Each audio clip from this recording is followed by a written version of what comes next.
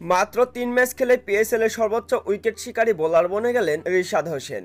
সাকিব মাহমুদুল্লাহ রিয়াদ কিংবা মুস্তাফিজুরকে পেছনে ফেলে এবারে পিএসএল এর সর্বোচ্চ উইকেট শিকারী রিশাদ হোসেন। পিএসএল ইতিহাসে বাংলাদেশের অনেক ক্রিকেটারই খেলেছেন PSL. Pakistan premier league PSL এর ইতিহাসে অনেক বাংলাদেশ ক্রিকেটার খেলেছেন এবং পিএসএল এ উইকেটও শিকার করেছেন মাহমুদুল্লাহ রিয়াদ কিংবা মুস্তাফিজুর রহমান, এছাড়াও সাকিব আল হাসানরা। পিএসএল এ মুস্তাফিজুর রহমান ৫ ম্যাচে ৪ উইকেট শিকার করেন। এছাড়াও সাকিব আল হাসান পিএসএল এ ১২ ইনিংসে ৮ উইকেট শিকার করেছেন, যেখানে তার বেস্ট বোলিং ছিল ১৪ রানে ২ উইকেট।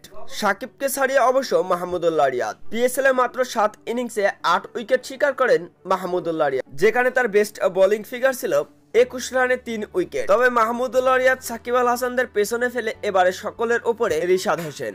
পিএসএল এ মাত্র ৩ ইনিংসে ৮ উইকেট শিকার করেছেন ডানহাতি এই leg spin bowler Rishad Hossain, যেখানে তার বেস্ট বোলিং মাত্র ২৬ রান খরচ করে ৩ উইকেট। অতীতে করা বাংলাদেশের সকল বোলারদেরকে পিছনে ফেলেছেন রিশাদ।